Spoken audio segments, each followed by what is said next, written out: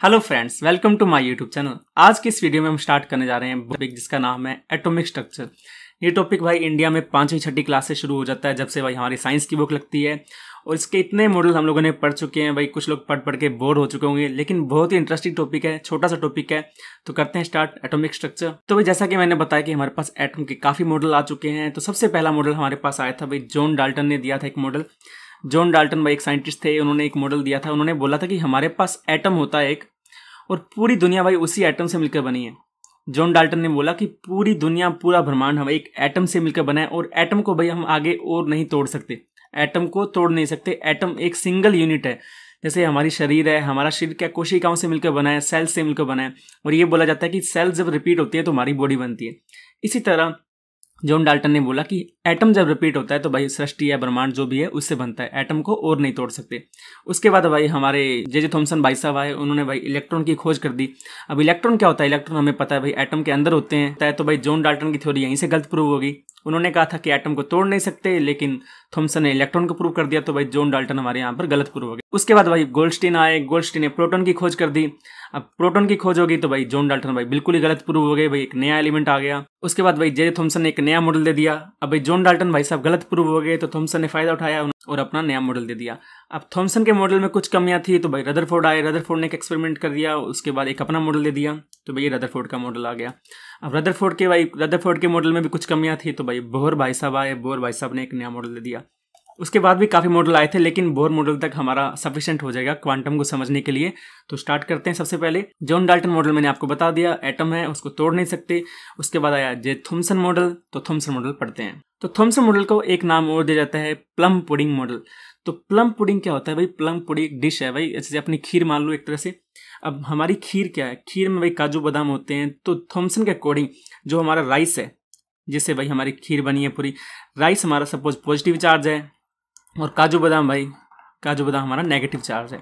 ये हमारा थॉमसन का मानना था कि एक एटम के अंदर, सपोज वाटरमेलन मॉडल भी बोला जाता है इसको, एक एटम के अंदर पॉजिटिव चार्ज और नेगेटिव चार्ज हर जगह बिखरा हुआ है, पूरे स्पेस में पॉजिटिव और नेगेटिव चार्ज बिखरा हुआ है। ये थॉमसन के अकॉर्डिंग स्टेटमेंट थी। जैसे ये हमारा रेड और ब्लैक पार्ट पूरे वाटरमेलन में बिखरा होता है, तो यही हमारा थॉमसन का मॉडल था। उसने कहा कि हमारे पास पॉजिटिव और नेगेटिव चार्ज पूरे एटम में बिखरा होता है, पॉजिटिव एंड नेगेटिव पूरे एटम में। ये हमारा थॉमसन मॉडल था।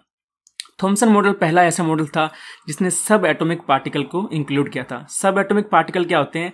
जैसे हमारे इलेक्ट्रॉन हो गया, प्रोटॉन हो गया, न्यूट्रॉन हो गया। सब एटॉमिक क्यों बोलते हैं? क्योंकि ये एटम के अंदर होते हैं, इसलिए इनका नाम हो गया सब एटॉमिक पार्टिकल। तो पहला मॉडल था जिसने इलेक्ट्रॉन प्रोटॉन के बारे में बताया था। इससे पहले कोई मॉडल नहीं आया था जिसने इलेक्ट्रॉन प्रोटॉन को डिस्कस किया हो। तो भाई थॉमसन के अनुसार भाई पॉजिटिव और नेगेटिव पूरे स्पेस में बिखरा हुआ है, लेकिन कुछ एक्सपेरिमेंट आए, वहां से पता लगा कि पॉजिटिव चार्ज हर जगह नहीं है, कुछ फिक्स जगह है। तो चेक करते हैं नेक्स्ट मॉडल। फिर आया भाई रदरफोर्ड ने एक एक्सपेरिमेंट किया। रदरफोर्ड ने क्या एक्सपेरिमेंट किया? रदरफोर्ड ने एक गोल्ड की शीट ली, सपोज ये हमारी गोल्ड की कोई शीट है, ये रदरफोर्ड ने गोल्ड की शीट ली। उसके ऊपर उसने क्या किया? अल्फा पार्टिकल क्या होते हैं? आप हीलियम न्यूक्लियस जो होता है, हीलियम 2He4, सपोज उसने उसकी बौछार करवाई। अब इसका प्रोटॉन नंबर कितना होता है हीलियम का? 2। तो यहाँ पर ये हमारा पॉजिटिव चार्ज है। सपोज हमारे पास अल्फा पॉजिटिव पार्टिकल हमने थ्रो किए, अल्फा पॉजिटिव पार्टिकल गोल्ड के ऊपर थ्रो किए। उसने एक एक्सपेरिमेंट किया, पीछे उसने एक स्क्रीन लगा दी, किसको देखने के लिए? कि जो अल्फा पार्टिकल यहाँ से निकल के आएंगे उसको ऑब्जर्व करने के लिए एक स्क्रीन लगाई उसने। तो उसने मोस्टली फील किया कि मोस्टली पार्टिकल जो अल्फा पार्टिकल थे वो सीधे निकल गए, कोई डिफ्लेक्ट नहीं हुआ, सीधे निकल गए।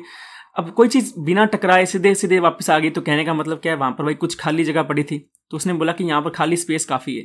ये रदरफोर्ड का कंक्लूजन था कि ज़्यादातर हमारे पार्टिकल सीधे वापस आ गए, मतलब यहाँ पर खाली जगह थी। फिर उसने कुछ ऑब्जर्व किया कि कुछ पार्टिकल ऐसे थे जो थोड़ा स्कैटर्ड हो गए थे, अपनी दिशा से स्कैटर्ड हो गए थे। तो भाई पॉजिटिव चार्ज कैसे स्कैटर्ड हो सकता है? सपोज मेरे पास एक पॉजिटिव चार्ज है, एक पॉजिटिव चार्ज यहाँ पर है, तो ये चार्ज मेरा सपोज ऐसे आ रहा है, तो ये स्कैटर्ड होने का मतलब क्या है? कि पॉजिटिव और पॉजिटिव रिपेल हो गए। तो यहाँ से पता लगा कि भाई बीच में कहीं ना कहीं एक पॉजिटिव चार्ज बैठा है, जिससे वो रिपेल होके थोड़ा स्कैटर्ड हो गया। फिर उन्होंने एक फील किया कि जब सेंटर पे बिल्कुल एग्जैक्ट बीच में से कुछ पार्टिकल गए, वो एग्जैक्ट सेम दिशा में वापस आ गए। वापस आ गए मतलब कैसे पॉसिबल है? सपोज ये हमारा प्लस पार्टिकल है, एक प्लस पार्टिकल यहाँ है, ये प्लस हमारा इसकी तरफ गया, अब पॉजिटिव पॉजिटिव रिपेल करेंगे तो ये हमारा वापस आ गया। तो ये कुछ ऑब्जर्वेशन निकले थे रदरफोर्ड एक्सपेरिमेंट के। तो देखते हैं, थोड़ा नोट करते हैं इनको ऑब्जर्वेशन को, इंपॉर्टेंट ऑब्जर्वेशन हैं। तो पहला ऑब्जर्वेशन क्या था कि हमारे मोस्टली अल्फा पार्टिकल सीधे निकल गए थे बिना कुछ डिफ्लेक्शन के। कहने का मतलब स्पेस काफी है उसके अंदर जो खाली पड़ा है। सेकेंड ऑब्जर्वेशन था, उसमें कुछ पार्टिकल ऐसे थे जो डिफ्लेक्ट हो गए थे अपने रास्ते से स्मॉल एंगल से। तो कहने का मतलब क्या था, बीच में पॉजिटिव पार्टिकल पड़ा है और वहां से वो स्कैटर्ड हो गए। थर्ड ऑब्जर्वेशन क्या था, बहुत कम पार्टिकल थे जो सेम जिस ट्रैक पर गए उसी ट्रैक से वापस आ गए, मतलब 180 डिग्री पर वापस आ गए।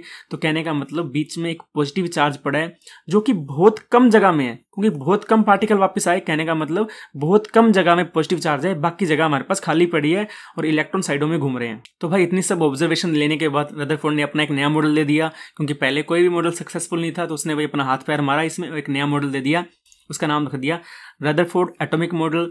इसको प्लैनेटरी मॉडल भी बोला जाता है, प्लैनेटरी मॉडल। प्लैनेटरी मॉडल क्यों भाई, जैसे हमारा सोलर सिस्टम होता है उसमें क्या होता है, हमारा सन होता है और प्लैनेट होते हैं, सन के चारों तरफ प्लैनेट घूमते हैं। तो रदरफोर्ड ने भाई उसी की कॉपी की और अपना नया मॉडल दे दिया। उसने क्या बोला, बीच में हमारा पॉजिटिव चार्ज है और पॉजिटिव चार्ज के चारों ओर इलेक्ट्रॉन घूम रहे हैं। ये रदरफोर्ड का मॉडल था, इसको प्लैनेटरी मॉडल भी बोला जाता है। ये मॉडल काफी फेमस रहा काफी टाइम तक। इसमें कुछ कमियां थी जो ये रदरफोर्ड प्रूव नहीं कर पाया था। उसके बाद एक नया मॉडल आया, बोहर मॉडल। तो क्या कमियां थी इस मॉडल में, डिस्कस करते हैं। अब हमने बात की कि हमारे पास ये हमारा पॉजिटिव चार्ज बीच में रदरफोर्ड के अकॉर्डिंग था और इलेक्ट्रॉन घूम रहे हैं। तो रदरफोर्ड ने ये बोला, अब जब इलेक्ट्रॉन घूम रहे हैं तो मैक्सवेल की एक स्टेटमेंट आई। तो मैक्सवेल एक पॉपुलर साइंटिस्ट था उस टाइम में। भाई मैक्सवेल ने जो बोल दिया वो भाई प्रूव हो जाता था, क्योंकि मैक्सवेल एक बहुत अच्छा मैथमेटिशियन था, उसने काफी सारी इक्वेशंस दी थी। तो मैक्सवेल ने बोला, जब भी कोई हमारा चार्ज पार्टिकल, इलेक्ट्रॉन हमारा चार्ज पार्टिकल है, ये जब ये एसलेट करके घूम रहा है, यहां से घूम रहा है, तो घूमता घूमता भाई कोई एनर्जी तो छोड़ेगा ही। जाहिर सी बात है भाई, आप काम कर रहे हो, कुछ ना कुछ एनर्जी लॉस तो होगा ही आप में।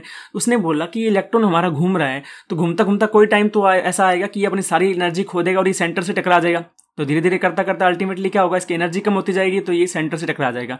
तो ये हमारा उस टाइम का अजम्पशन था। मैक्सवेल ने सोचा कि ऐसा होना चाहिए। रदरफोर्ड इसका आंसर नहीं दे पाया है। अगर ऐसी चीज होती तो हमारे पास एटम कोई भी स्टेबल नहीं होता।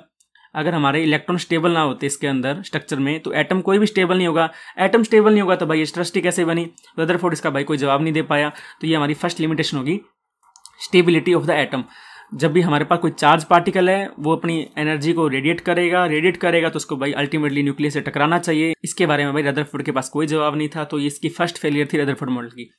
सेकंड फेलियर थी डिस्क्रीट स्पेक्ट्रम। अब भाई डिस्क्रीट स्पेक्ट्रम क्या होता है, बहुत से लोग इसको अच्छे से समझ नहीं पाते। भाई स्पेक्ट्रम होता क्या एक्चुअल में। स्पेक्ट्रम का सबसे सिंपल मतलब भाई मेरे अकॉर्डिंग तो होता है कलर। आपने भाई कलर, होली में कलर देखे होंगे। भाई कलर क्या होता है, अलग अलग रंग, रेड, व्हाइट, ब्लू, येलो। तो सबसे सिंपल एग्जांपल सपोज आप लेते हैं, सपोज ये मेरे पास कोई भी मटेरियल है, कोई भी मेरे पास एक एटम है। आप हाइड्रोजन ले लो, हीलियम ले लो, सपोज कोई भी एटम है। यहाँ पर मैंने एक व्हाइट लाइट, एटम के ऊपर व्हाइट लाइट मारी, ये मेरी व्हाइट लाइट आ गई। अब आपको पता है जब भी हमारी व्हाइट लाइट किसी प्रिज्म से गुजरती है, सपोज ये व्हाइट लाइट है और ये हमारी प्रिज्म से गुजरी, तो ये 7 रंगों में डिवाइड हो जाती है, जिसको हम बोलते हैं VIBGYOR. Violet, indigo, blue, green, orange, ये हमारे अलग अलग कलर होते हैं विबग्योर। तो जब ये व्हाइट लाइट हमने किसी एटम के ऊपर मारी तो यहाँ से ऑब्जर्व किया गया भाई, सपोज हर बार अलग अलग तरह के कलर दिख रहे हैं। कभी हमें रेड दिख गया, रेड व्हाइट दिख गया, येलो दिख गया, मतलब हमें अलग अलग तरह के कलर दिख रहे थे। सपोज हमने कोई और एटम ले लिया तो यहाँ पर जो कलर थे वो कलर बदल गए। ग्रीन आ गया, सपोज ग्रीन के साथ हमारा इंडिगो आ गया। तो इन कलर्स को कोई डिफाइन नहीं कर पा रहा था भाई किस टाइम कौन सा कलर आ रहा है। अल्टीमेटली फेंक हम व्हाइट लाइट रहे हैं और हमें मिल अलग अलग तरह की लाइट रही है। और जब भी अलग अलग तरह की लाइट मिलती है, एक कंटिन्यूस लाइट नहीं मिली, मतलब हमें डिस्क्रीट लाइट मिली है।